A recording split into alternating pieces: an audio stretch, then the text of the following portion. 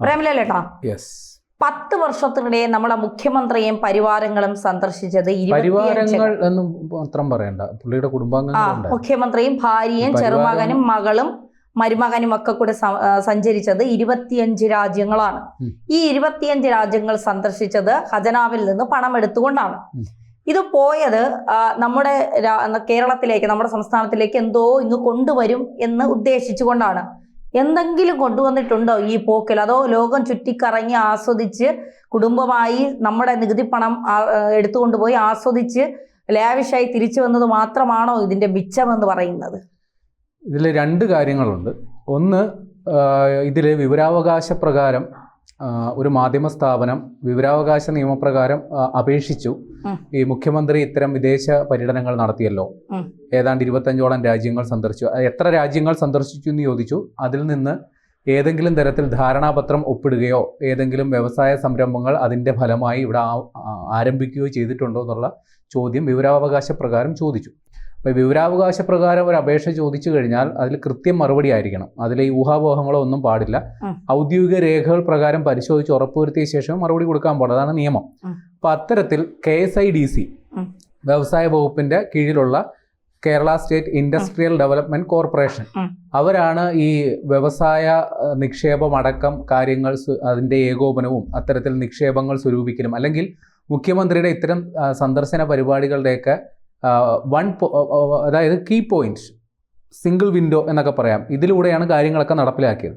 അപ്പോൾ KSIDC കൊടുത്ത മറുപടി അത്തരത്തിൽ ഒരു ധാരണാപത്രം ഇതുവരെ ഒപ്പിട്ടിട്ടില്ല. ധാരണാപത്രം ഒപ്പിട്ടിട്ടില്ലെന്ന് മാത്രമല്ല, എക്സ്പ്രഷൻ ഓഫ് ഇൻട്രസ്റ്റ് എന്ന് പറഞ്ഞൊരു സാധനമുണ്ട്. ധാരണാപത്രം ഒപ്പിടുന്നതിന് മുൻപ് ഞങ്ങൾക്കതിൽ താല്പര്യമുണ്ട്, സന്നദ്ധതാപത്രം എന്ന് വേണമെങ്കിൽ മലയാളത്തിൽ പറയാം. അത്തരത്തിൽ പോലും ഒന്നും ഞങ്ങൾ കണ്ടിട്ടില്ല. ഇനി ഞങ്ങൾ നേരിട്ട് പങ്കെടുത്തില്ലെന്ന് മാത്രമല്ല, ഞങ്ങൾ വഴി മറ്റാരെങ്കിലും ഒപ്പിട്ടതായിട്ടും അറിയില്ല എന്ന് പറയുന്നു. അതൊരു കാര്യം. രണ്ടാമത്തെ കാര്യം, വ്യവസായ വകുപ്പ് മന്ത്രി P. രാജീവിൻ്റെ അവകാശവാദമാണ്. അദ്ദേഹം പറയുന്നത് കഴിഞ്ഞ സാമ്പത്തിക വർഷം 2024-25 സാമ്പത്തിക വർഷത്തിൽ കേരളത്തിൽ വന്ന വിദേശ നിക്ഷേപം എന്ന് പറയുന്നത് 3300 കോടി രൂപയാണ്. അത് കഴിഞ്ഞ വർഷത്തേക്കാൾ, കഴിഞ്ഞ സാമ്പത്തിക വർഷം എന്ന് പറയുന്നത് 1633 മാത്രമാണ്. ഇപ്പം ഏതാണ്ട് ഇരട്ടിയോളം അല്ലെങ്കിൽ അത്രയും വർധനമുണ്ടായെന്ന് വ്യവസായ വകുപ്പ് മന്ത്രി പറയുന്നു.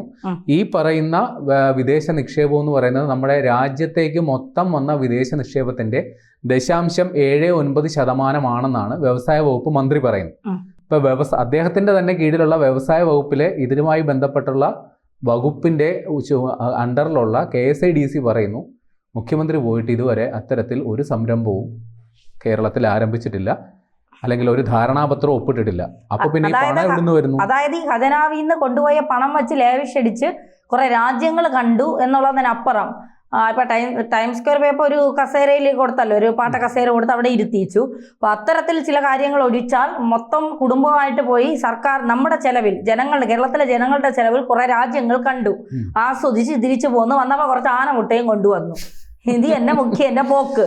കാരണം ഇനി വരുന്ന തിരഞ്ഞെടുപ്പുണ്ടല്ലോ, ഈ 2026 തിരഞ്ഞെടുപ്പുണ്ടല്ലോ, അതില് ഞങ്ങൾ വിജയിക്കും, അതിനുവേണ്ടി കിറ്റ് ഇറക്കും, അത് ചെയ്യും, ഇത് ചെയ്യും, വിജയിക്കാനുള്ള എല്ലാ തന്ത്രങ്ങളും മെനഞ്ഞു തുടങ്ങിയിട്ടുണ്ടല്ലോ. അപ്പോ എന്തൊക്കെ തന്ത്രങ്ങൾ മെനഞ്ഞാലും ഈ പണം കൈയിട്ട് വാരിയാനൊരു മറുപടി വേണ്ടേ? വ്യവസായ വകുപ്പ് മന്ത്രി പറയുന്നു ഇത്രയും കോടി രൂപയുടെ വിദേശ നിക്ഷേപം ഇങ്ങോട്ട് വന്നു എന്നുള്ളതാണ്. ഇപ്പോൾ കേരളത്തിലോട്ട് കാശ് വന്നിട്ടുണ്ട്. ഇവിടെ പെൻഷൻ മുടങ്ങിയിട്ട് എത്ര കാലമായി? അതെ, ഇവിടെ ആശുപത്രികളിൽ മരുന്ന് കിട്ടാക്കനിയായിട്ട് അത് ആളുകൾ തെരുവിലിറങ്ങുകയാണ്, ആളുകൾ വലിയ പ്രശ്നം ഉണ്ടാക്കുകയാണ്. അപ്പോൾ വകുപ്പ് മന്ത്രി അവിടെ കയറി അവിടുത്തെ ഫാർമസിസ്റ്റിനോടൊക്കെയാണ് ചൂടാവുന്നത്. ആ മരുന്ന് എത്തിച്ചു കൊടുക്കേണ്ട മന്ത്രി അവരോട് ചൂടായിട്ട് എന്ത് കാര്യം?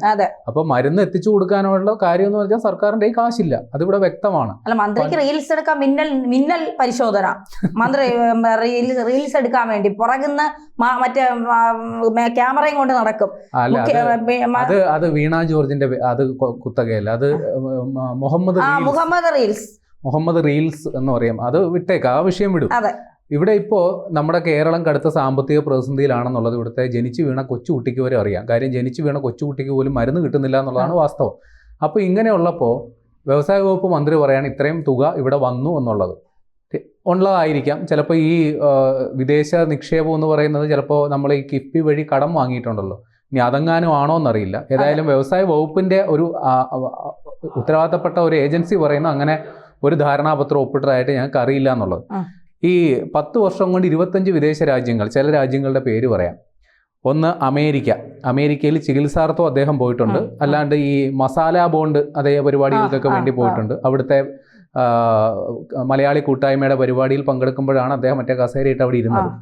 പിന്നെ ഇംഗ്ലണ്ട്, ജപ്പാൻ, ദക്ഷിണ Korea, Finland, Norway, Switzerland, France, Bahrain, Netherlands, Bahrain കുറെ ഉണ്ട് കേട്ടോ. അതുകൊണ്ടാണ് ഈ ജപ്പാനിലല്ലേ നമ്മുടെ ഈ റോഡുകളുടെ കുഴിയടക്കണ എങ്ങനെയെന്ന് പഠിക്കാൻ ജപ്പാൻ സാങ്കേതിക അതിനേക്കാൾ ഹിറ്റ് പരിപാടിയുണ്ട്. മറ്റേ നെതർലാൻഡ്സിൽ പോയിട്ടുണ്ട്, സ്പേസ് ഫോർ റിവർ, വെള്ളക്കെട്ട് പരിഹരിക്കാൻ. എന്നിട്ട് ഇവിടെ അതിനുശേഷം റോഡുകളാണ് അതിനുള്ള അവസരം ഉണ്ടാക്കിയത്, നമ്മുടെ റിവറിന് പിരിക്കാൻ വേണ്ടിയുള്ള. ഇത് രസകരം എന്തെന്നാൽ അങ്ങനെയൊന്നുമല്ല. രാവിലെ എണീക്കുമ്പം മുഖ്യമന്ത്രിയുടെ ഭാര്യ കമല മാഡം പറയും, ചേട്ടാ എനിക്കൊന്ന് സ്വിറ്റ്സർലാൻഡ് കാണണം, എന്തെങ്കിലും വഴിയുണ്ടോ? അപ്പോൾ മുഖ്യൻ ഓഫീസിൽ ചെന്നിരിക്കും. എന്നിട്ട് ആലോചിച്ചിട്ട് PA-മാരെ സെക്രട്ടറിമാരെയൊക്കെ വിളിച്ചു ചോദിക്കും, കമലയ്ക്കൊന്ന് സ്വിറ്റ്സർലാൻഡ് വരെ പോകണം, എന്താ മാർഗം? അപ്പൊ പറയും മുഴുവൻ വെള്ളക്കെട്ടാണല്ലോ, ഒന്ന് പഠിക്കാൻ നമുക്ക് സ്വിറ്റ്സർലാൻഡിലേക്ക് പോവാം. അതായത് പണ്ട് ഒരു ആക്ഷേപം എന്ന രീതിയിൽ പറയപ്പെടുന്നുണ്ടായിരുന്നു. അതായത് ഈ CPM എന്ന് പറയുന്നത് കേരളത്തിലും ബംഗാളിലും ത്രിപുരയിലും മാത്രം ഒതുങ്ങുന്ന ഒരു പാർട്ടിയാണ്. അപ്പോൾ കേന്ദ്രം ഭരിക്കുന്ന സ്വാഭാവികമായിട്ടും മറ്റേതെങ്കിലും പാർട്ടിയുടെ ആളുകളായിരിക്കും. അപ്പോൾ PB യോഗം നടക്കുന്നത് ഡൽഹിയിലാണ് മിക്കവാറും. അപ്പോൾ ഇവിടുന്ന് അങ്ങോട്ട് പോകുമ്പോൾ ഈ അംഗവും കാണാൻ താളി ഓടിക്കാന്ന് പറയുന്നത് പോലെ ഏതെങ്കിലും ഒരു കേന്ദ്രമന്ത്രിക്ക് നിവേദനം നൽകാനെന്ന പേരിൽ ഇവിടുന്ന് സർക്കാർ ചെലവ് പോകും. എന്നിട്ട് പാർട്ടി പരിപാടിയിൽ പങ്കെടുത്ത് അവിടെ വകുപ്പ് മന്ത്രിനോ ഒന്ന് ഒരു കത്ത് ഇവിടുന്ന് എഴുതി അയച്ചാലും അവിടെ മന്ത്രിക്ക് കിട്ടും. ഫോൺ വിളിച്ച് പറയാം, അല്ലെ ഫാക്സ് ചെയ്യാം. അന്നത്തെ കാലത്ത് അതൊക്കെ ഉണ്ട്. പക്ഷേ നേരിട്ട് ഒന്ന് നിവേദനം കൊടുത്താലേ ഒരു തൃപ്തിയാവുള്ളൂ പോലും. അങ്ങനെ അതിൻ്റെ പേരിൽ PB യോഗത്തിൽ പങ്കെടുത്തെങ്കിൽ പോരും. എന്ന് പറഞ്ഞതുപോലെയാണ് ഈ മുഖ്യമന്ത്രിയുടെയും പരിവാരത്തിൻ്റെ. അതിൽ മിക്ക സന്ദർശനങ്ങളിലും പുള്ളിയുടെ ഭാര്യ കൂടെയുണ്ട്, മകള് കൂടെയുണ്ട്, ചെറുമകനും ഉണ്ട് കൂടെ, ചിലപ്പോൾ മരുമകനും കാണും. വകുപ്പ് മന്ത്രി എന്ന നിലയിൽ ചിലപ്പോൾ മരുമകനും ഉണ്ടായേക്കും. അപ്പോൾ ഇവരെല്ലാം അനുഗമിക്കുക. സ്വിറ്റ്സർലൻഡിൽ പോയപ്പോൾ മരുമകനും കാണും, കാരണം വെള്ളക്കെട്ട് മരുമകന്റെ കയ്യിലല്ലേ. അല്ല, അപ്പോൾ അതിന് മുഖ്യമന്ത്രി ഒരു മറുപടി നൽകിയിട്ടുണ്ടായിരുന്നു. ഈ കുടുംബാംഗങ്ങളുടെ യാത്രാപ്പടി അത് സർക്കാർ വകയല്ല, ഞങ്ങളുടെ സ്വന്തം വകയാണ്, ഞങ്ങൾ അത്തരം മോശത്തരം ചെയ്യുവോ എന്ന് മുഖ്യമന്ത്രി അന്ന് ചോദിച്ചിരുന്നു. ഏതായാലും രസകരമായ സംഗതി, മെയ് 2025 അതിൽ വ്യവസായ വകുപ്പ് 3.56 കോടി രൂപ മുഖ്യമന്ത്രിയുടെ വിവിധ സന്ദർശന പരിപാടികളുടെ ഭാഗമായിട്ടുള്ളൊരു വിഹിതം എന്ന നിലയിൽ കൊടുത്തിട്ടുണ്ട്, ചെലവഴിച്ചിട്ടുണ്ട്. പക്ഷെ പൂർണ്ണ വിവരം ഇതുവരെ പുറത്തു വന്നിട്ടില്ല. അത് ഒരു 2019 ഇവര് നോർവേയോ മറ്റോ സന്ദർശിച്ചപ്പോൾ സംഘത്തിലുള്ള ഒരാൾക്ക് ദിവസപ്പടിയ ഇനത്തിൽ $100 വീതം കൊടുത്തിരുന്നു. അതും കഴിഞ്ഞില്ല. ഒരു പരിപാടിക്ക് കൃത്യം പറഞ്ഞു കഴിഞ്ഞാൽ ഇംഗ്ലണ്ട്, വെയിൽസ് അതേപോലുള്ള സ്ഥലങ്ങൾ സന്ദർശിക്കുമ്പോൾ അതിൻ്റെ വീഡിയോ കവറേജിന് വേണ്ടി മാത്രം എംബസി വഴി 7 ലക്ഷം രൂപയാണ് ചെലവഴിച്ചത്. നേരത്തെ പറഞ്ഞാൽ നമുക്ക് പോവായിരുന്നു. അപ്പോൾ ഇത്തരത്തിൽ രസകരം എന്താണെന്ന് വെച്ചാൽ ഈ ഔദ്യോഗിക പരിപാടികളിൽ റോഡ് ഷോ ഉണ്ടായിരുന്നു, നിക്ഷേപ സമാഹരണ സമിറ്റുകൾ, വാസ്തവത്തിൽ ഈ നമ്മുടെ നേതാക്കളെ ഏറിയ പങ്കും പ്രവാസ ലോകത്തേക്ക് പോകുന്നത് പാർട്ടി ഫണ്ട് കളക്ട് ചെയ്യാൻ വേണ്ടിയൊക്കെയാണ്. ഇവിടെ കൈരളി ചാനലും ജയ്ഹിന്ദ് ചാനലും ഒക്കെ എങ്ങനെയാണ് ഉണ്ടായതെന്ന് നമുക്ക് എല്ലാവർക്കും അറിയാം. അവിടെ പോയി പിരിവെടുത്തിട്ടൊക്കെയാണ്. പിന്നെ പാർട്ടി സമ്മേളനങ്ങൾക്ക് ഫണ്ട് കെട്ടുന്ന ഏറിയ പങ്കും പ്രവാസി മലയാളികളാണ്. അപ്പോൾ ഇത്തരത്തിൽ പല പരിപാടികളിലും പങ്കെടുക്കുകയായിരുന്നു ഇവരുടെ മെയിൻ പരിപാടി. ഓരോ പ്രവാസി സംഘടനകളുടെ പരിപാടികൾ, അവിടുത്തെ സ്കൂൾ ഉദ്ഘാടനം, അവിടുത്തെ ഓണാഘോഷം, അതേപോലുള്ള പരിപാടികൾക്കൊക്കെ. പിന്നെ പേരിന് ചില സമിറ്റുകളിലൊക്കെ പങ്കെടുത്തു.